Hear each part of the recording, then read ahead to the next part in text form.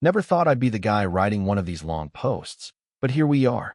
I guess I should start by saying that English isn't my first language, but I've been forcing myself to think in English more and more lately, reading posts, listening to podcasts, even talking to myself when I'm jogging. It's funny because this whole thing with my girlfriend is kind of tangled up with my attempts to improve my English. We've been together for about 2 years, and things were smooth at the beginning. She's American, I'm not, and at first she loved helping me with the language. She said she found my accent cute, and she'd correct me in gentle ways. Honestly, I appreciated it. It felt like we were a team. But over time, little cracks started to show. She began correcting me in front of friends, in a way that didn't feel supportive anymore, more like she was showing off. I'd stumble over a word and she'd repeat it exaggeratedly, with a smirk. It stung. The first real sign of trouble came one night at a dinner with her coworkers. I was trying to explain a funny story from my childhood, but I couldn't find the exact word in English. She cut me off, laughed, and said, "Don't worry, he tries." Everyone chuckled. On the outside I smiled, but inside I was boiling. That was the first time I thought, maybe we're not really on the same side here. And that's where this story really begins. After that dinner, I tried to brush it off. I told myself, relax, maybe she didn't mean it like that. Maybe I'm too sensitive. But once you notice something like that, you can't unsee it. It's like a crack in a glass. It only grows bigger with time. I remember one Saturday morning. We were at this little cafe we both loved. I ordered our drinks in English, and the barista didn't understand me right away. My girlfriend giggled, leaned over the counter, and repeated my order in her perfect accent. The barista smiled politely, but I felt like a child standing next to his mother. She patted my arm afterward and whispered, "Don't worry, baby, you'll get there." Something snapped in me. I wasn't angry at her correcting me. I was angry because she didn't realize how humiliating it felt. I'd been working so hard to think in English, to live in it every day. I read news articles out loud, listened to graded readers, repeated phrases I heard on YouTube. And still, with her, I was always the one who tries. That night, lying in bed, I stared at the ceiling and thought, why do I feel more confident talking to strangers online than to my own girlfriend? That was the second sign something was off. The spiral started a week later. She invited me to a small get-together with her friends. Normally, I don't mind those. It's good practice for my English, and usually I can keep up. But that night, it was like she wanted to put me on stage. At one point, one of her friends asked me about how I learned English. Before I could even answer, my girlfriend jumped in. "Oh, he still thinks in his own language first. It's so cute. He translates everything in his head before speaking." Everyone laughed lightly. That wasn't true. I'd been working so hard specifically to stop translating, to think directly in English. That was my private struggle, my personal milestone. Hearing her dismiss it like that in front of people who barely knew me, it cut deep. I tried to make a joke out of it, but inside I was furious. Later, when we were walking home, I brought it up. I told her it made me feel small, like I was just her project or a party trick. She rolled her eyes and said, "You're overreacting. They love your accent. Don't be so serious." That's when the sadness started mixing with the anger. It wasn't just about English anymore. It was about respect. And for the first time, I wondered if she even saw me as an equal. The unexpected shift came faster than I thought. A couple of days later, I was at the library, going through some English practice materials, graded readers, podcasts, little exercises I'd printed out. I was highlighting words when my phone buzzed. It was a message from one of my girlfriend's friends. Strange, because we'd never texted before. She wrote, "Hey, I just wanted to tell you, the way girlfriend's name talks about your English when you're not around, it's not cool. I thought you should know." I froze. My heart dropped into my stomach. I messaged back asking what she meant. She replied almost immediately. "She jokes a lot about your mistakes. Like, really personal stuff. Sometimes she imitates you. People laugh, but honestly, it makes me uncomfortable." I sat there staring at my phone for a long time. My first reaction was pure shock. I couldn't believe it. Then came anger, burning hot. And then, strangely, sadness. Because deep down, it kind of made sense. Those little smirks, the way she translated me in front of others, maybe this wasn't just in my head. Maybe she really was using me as a punchline. That night, I couldn't even look at her the same way. I couldn't keep it bottled up. That night, when she came over, I just blurted it out. Do you make fun of my English when I'm not around? She looked at me like I'd accused her of murder. What? Who told you that? I told her it didn't matter who. What mattered was whether it was true. She laughed nervously, then said, "Oh my God, you're so sensitive. It's just jokes. Everyone laughs. It's not serious." Her words hit me like a punch. I asked her straight, "Do you imitate me? Do you repeat my mistakes for laughs?" She shrugged. "Sometimes. But it's harmless. Don't you think you're overreacting? You should learn to laugh at yourself." That was the moment my chest felt heavy, like I couldn't breathe. This wasn't about English anymore. It was about respect, or the lack of it. I wasn't her boyfriend in those moments. I was her entertainment. I didn't yell. I just went quiet. And the silence between us was louder than any fight we'd ever had. The next morning, she surprised me with something I didn't see coming. She showed up at my apartment with a bright smile and said, "I signed us up for a couple's English class." I blinked. "Eh, what?" She pulled out a flyer. It was one of those community center classes labeled Improve Your English Together. She looked so proud of herself, like she'd just fixed everything. I couldn't believe it. "You think the problem is my English?" I asked slowly. Her face fell. "Well, yeah, you're always frustrated about it. I thought if we worked on it together, it'd help." That was when the anger surged again. It wasn't about my English. It was about the way she used it against me. But she didn't see that at all. To her, it was just a skill issue she could help me patch up, like downloading an update. I told her I didn't want to go. She got defensive, snapping, "You never want help. You're so stubborn. I'm trying to fix things, and you're making it impossible." In that moment, I realized something brutal. She wasn't listening. Not to my words, not to my feelings. She just wanted to keep control of the narrative. And honestly, that scared me more than the humiliation ever did. That night I lay in bed, staring at the ceiling, and the thought crept in, maybe I should leave her. It was the first time I let myself imagine life without her. No more little humiliations, no more being her funny foreign boyfriend story at parties. Just me, focusing on my English, my life, my peace. But then, like life always does, something unexpected complicated everything. The next day, I got a call from my mom. She was excited, speaking in our native language, telling me she'd bought tickets to visit me in the US for the first time ever. She'd been saving for years. She wanted to finally meet my girlfriend. My stomach twisted into knots. How could I break up with my girlfriend right before my mom came? What would I even tell her? That the woman I'd been bragging about, the one she was so eager to meet, had been mocking me behind my back? It suddenly felt like I was trapped between two worlds. On one side, the life I wanted for myself, independent, respected, free. On the other, my family's expectations, their pride in me making it here with a supportive partner. That night, as my girlfriend snuggled up to me like nothing was wrong, I felt completely stuck. The thought of leaving her was clear in my head, but in reality, the timing made it feel impossible. When my mom finally arrived, I was a bundle of nerves. She doesn't speak English, and my girlfriend doesn't speak my native language, so I knew I'd be stuck in the middle, translating every word. Part of me hoped that maybe, just maybe, my girlfriend would be extra kind, respectful, and careful. You know, first impressions matter. At first, it seemed okay. We picked my mom up at the airport, and my girlfriend smiled, hugged her, and brought flowers. My mom looked so happy.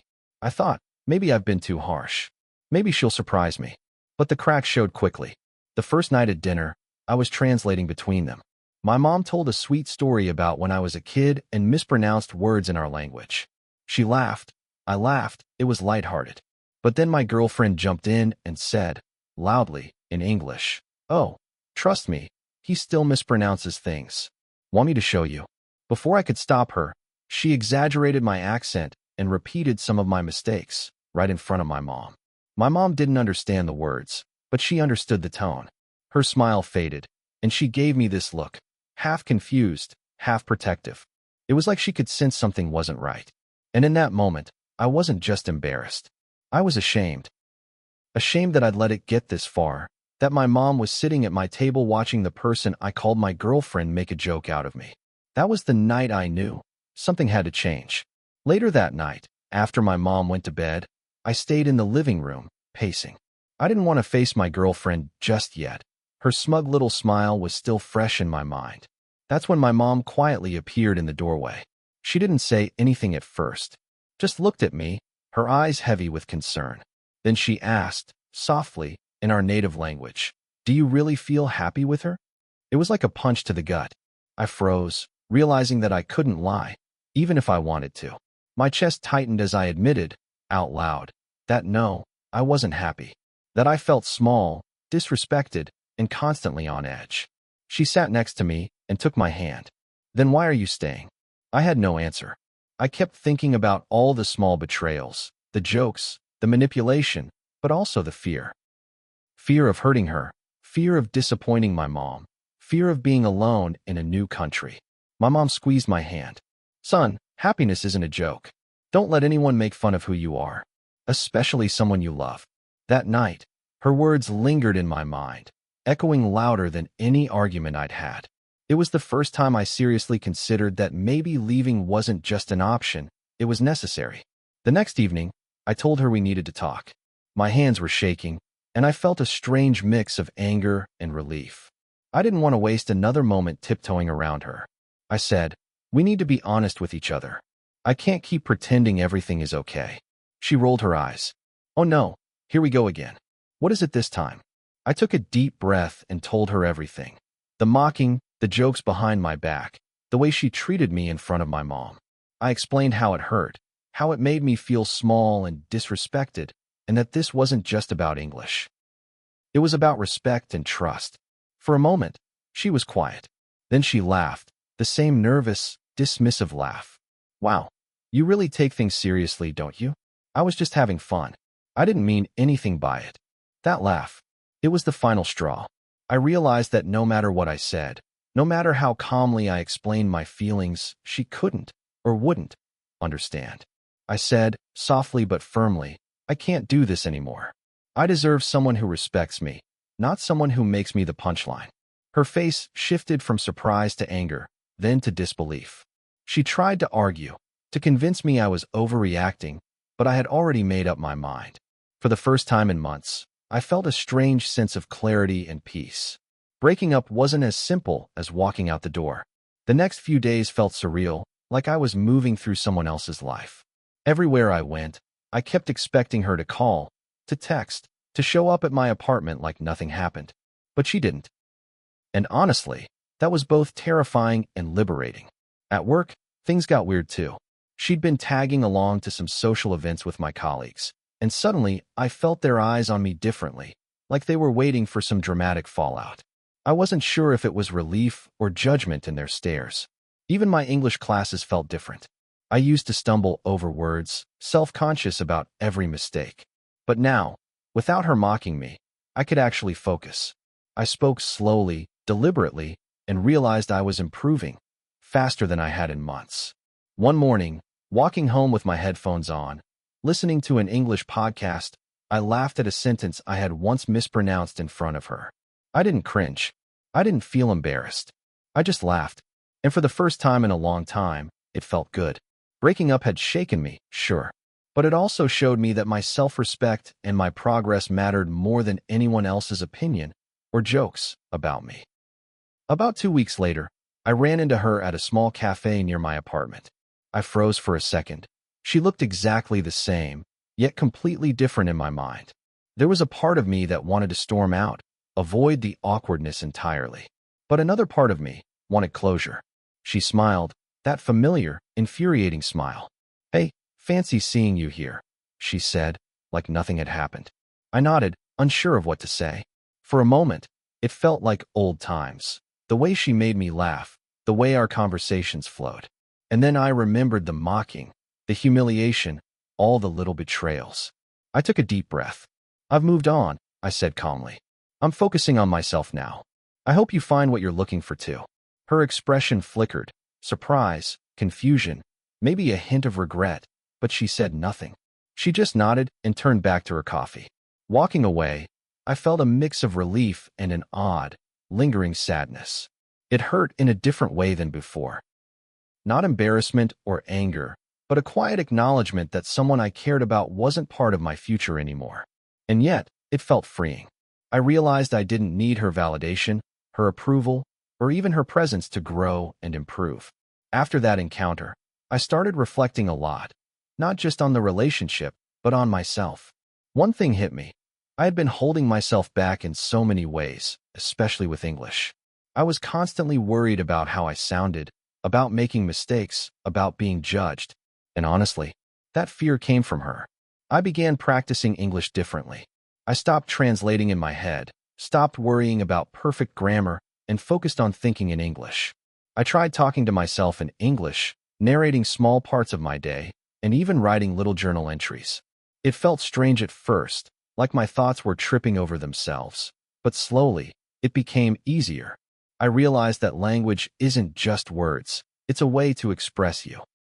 The more I let myself think in English, the more confident I felt, not just in conversations, but in life. And funny enough, the progress I made was liberating.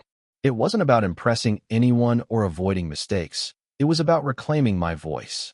My English improved because I stopped fearing judgment, just like I stopped fearing being myself after the breakup. A few weeks later, something unexpected happened. My English teacher asked if anyone wanted to read their work aloud in front of the class. Normally, I would have shied away, worried about mispronouncing words or sounding foolish. But this time, I volunteered.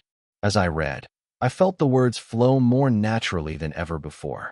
I wasn't translating in my head. I wasn't overthinking. My thoughts were in English, and my voice just followed.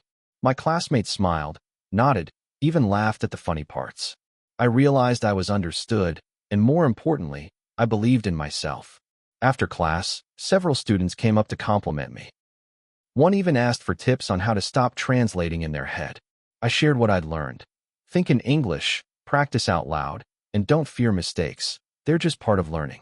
It was a small victory, but it meant the world to me. That confidence wasn't just about English. It was about life. I could face challenges, setbacks, and even betrayals, and still come out stronger. Looking back now, I see how much I grew, not just in English, but as a person. That relationship was painful, humiliating at times, and full of unexpected twists. But it forced me to confront my fears, my insecurities, and my own worth. The biggest lesson? Don't let anyone make you feel small.